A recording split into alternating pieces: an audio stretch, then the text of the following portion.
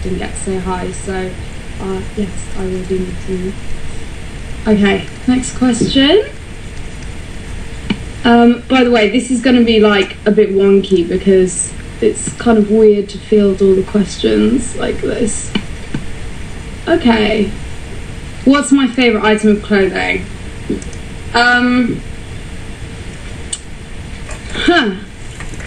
Probably the wooden heels that were made by Femme Evol. They have a pop art lady's head as the heel.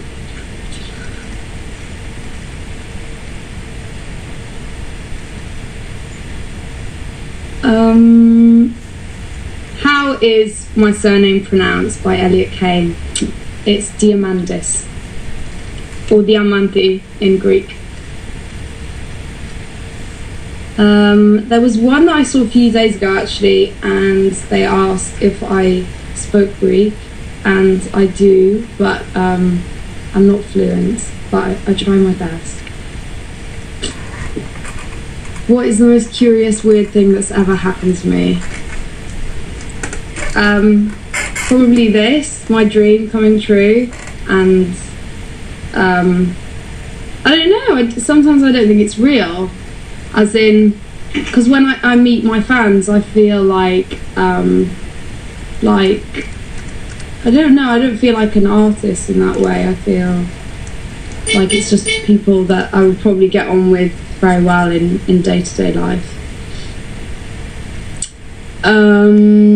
How was the writing process of this new record? Well, it was very different to the first one because I wrote most of the first one on my own completely, and I had very different views of what I considered to be credible, and had very different views on pop music and pop culture, and I didn't really want to be part of it if that meant having to change into something else.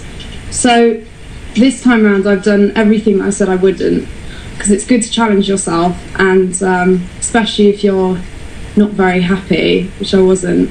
So I've written with about 4 different people on the record, and I'm very, very happy with the results, and I think the release date is going to be pretty similar to the first record. It's going to be the same month anyway. You seem so relaxed on stage. Didn't you ever get nervous before performing? Yeah. Okay, so before I got signed, I wheel my keyboard around on a granny trolley, and I used to do kind of the toilet venues in London. And because I was so crap, I used to get so nervous that for maybe a week before, I'd be feeling actually nauseous every single day, like I wanted to puke. So yeah, I used to get very nervous. But now I don't. It's because I'm a real performer and I can sing, and I have people who are coming to see me. Do you find it difficult to write lyrics, and do you have advice for aspiring lyricists to be? No, I don't find it difficult, because that's the way. Sorry, I have 2 people. I have 2 people on either side, and they're very distracting. It's not difficult. It comes very naturally. I've always done poetry from a very young age, and my advice to aspiring lyricists is to be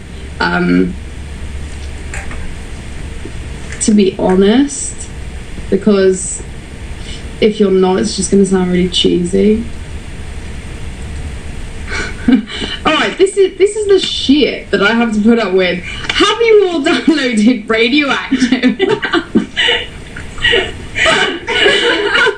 Have you all downloaded it? I'm sure you have. By the way, okay, so this is quite frankly a mess of a webcam session, because I'm all over the place and finding it very strange. But I just wanted to say thank you so much for supporting me, and I know you're promoting me loads on Twitter and Tumblr and Facebook.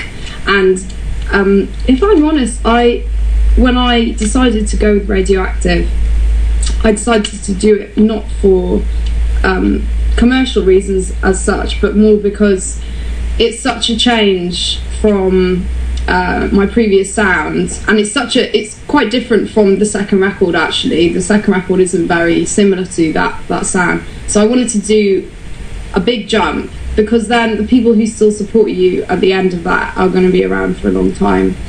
And I didn't even think that I would be in like top 40 territory, so thank you so much. We are at number 22, I think, in the midweeks, so hopefully we'll go higher. Okay, Ginger Gaga 2K10. What was it like touring with Katy Perry? It was fascinating and very inspiring.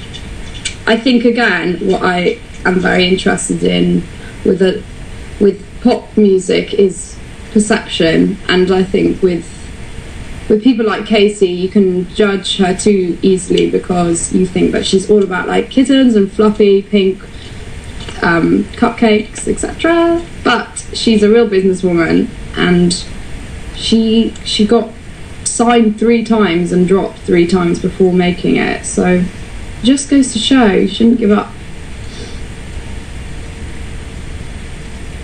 Will you do a world tour with this new album? I mean, you will come to South America this time. That's from Katie. Well, it all depends on if I can sell out a gig. That's the only thing that touring depends on. So sometimes when I don't come to certain countries, it means I haven't got enough fans there to fill a room on one night. But I really hope to come to South America, and I'm definitely going to be doing a huge tour next year.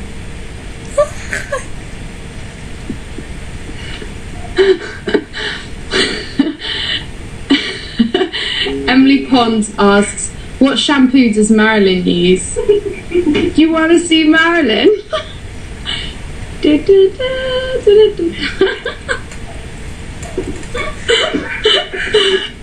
Okay, shall I switch her on?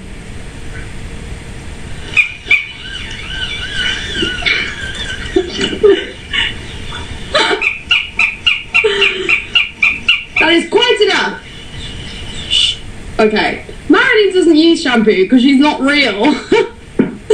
Next, what's your favourite song to perform live? Who's that from? From Biz987. I really like Robot and Mowgli's Road. That's it. What were you like as a teenager? That's from Imi.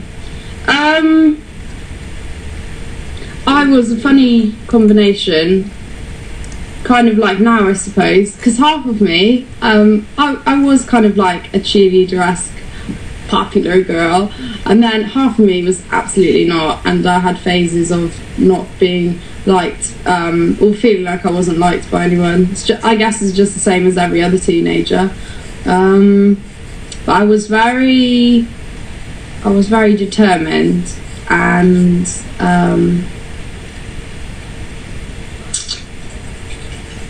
yeah. Next. Who would you absolutely love to collaborate with on a track? Foodie Gemma. Hiya. I would love to collaborate with Roixop. That's probably my #1 collaboration. Claire Maguire, I'd really love to do a duet with her one day. I think she's incredibly talented. Tommy Penn, Marina, how do you take your tea? I take it with 1 sugar and a bit of milk.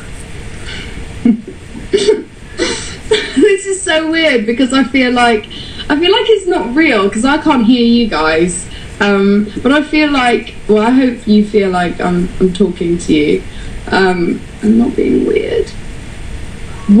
Okay, Princess Persona, when are you and Claire Maguire going to get drunk and sing your own songs at Heaven again? Me? Did I do that on the eve of Claire's single release? Maybe.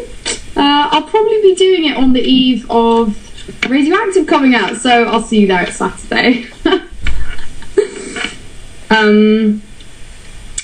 Hunt. Who's your idol? Madonna.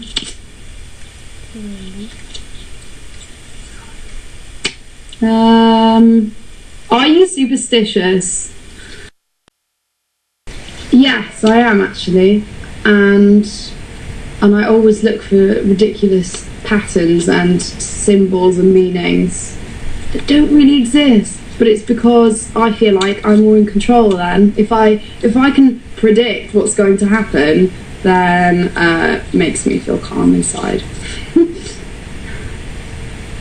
Is Electra Hart a full-on persona like Ziggy Stardust? No, actually. And I know I'm going to get this forever, that it's an alter ego, and to be honest, I don't really care. If it's, as long as people understand what it is eventually. For me, in my head, Electra Hart is, it's not even a character, it's many different people. And it's used as a tool and a vehicle to explore issues that are very dear to my heart, which are identity, perception, and an illusion. And it's much easier for me to use a character, because if I am becoming different characters, for example, I'm doing this project called The Archetypes, and I'm going to explore, I'm basically going to have 4 collections. I'm hoping to do it in a gallery instead of an album launch, and it kind of focuses on traditional American archetypes like the suburban housewife, the pin-up,